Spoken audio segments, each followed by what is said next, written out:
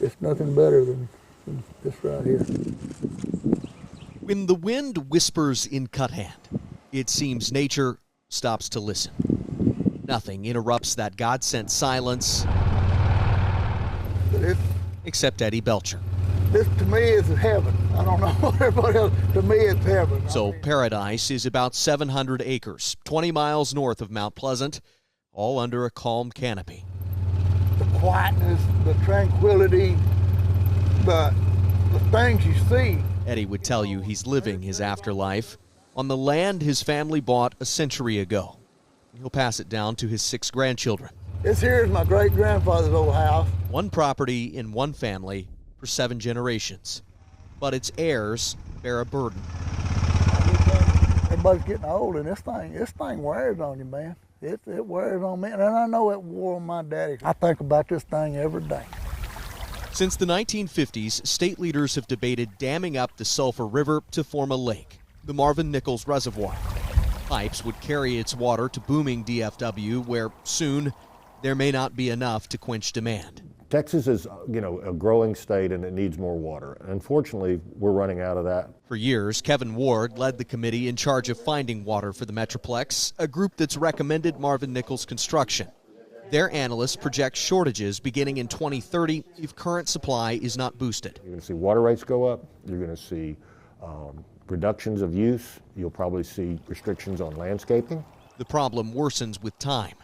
The region will need 221,000 acre-feet of water each year by 2030 and 1.33 million by 2080. Later, what you'll see is growth will slow.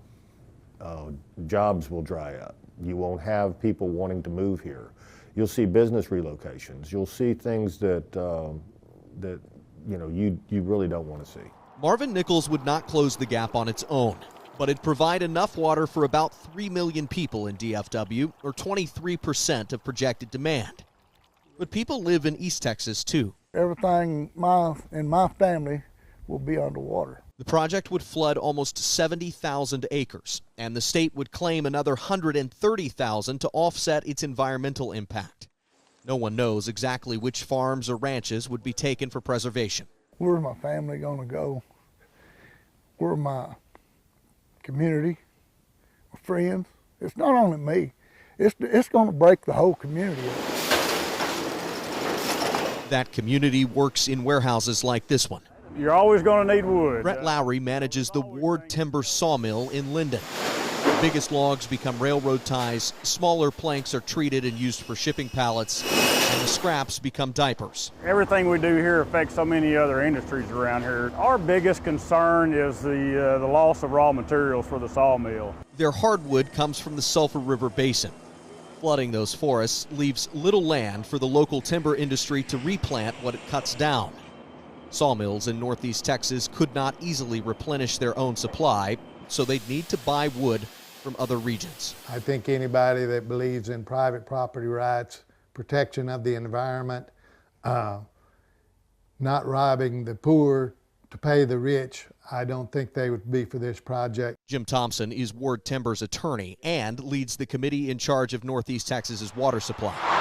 He argues too much of DFW's water goes to waste, and that the state has not adequately explored alternatives to Marvin Nichols. To me, the project and the planning process itself, to some extent, is flawed. I think there are entities that are going to make so much money off of this project they can't turn it loose. It'll cost at least $7 billion to build the reservoir, but Kevin Ward contends that is the cheapest realistic proposal, partly because it's the closest to the new demand. Marvin Nichols just happens to be at that sweet spot right now as far as the dollars and cents go, where the pipes are already running in some cases, where they'll be run in the future.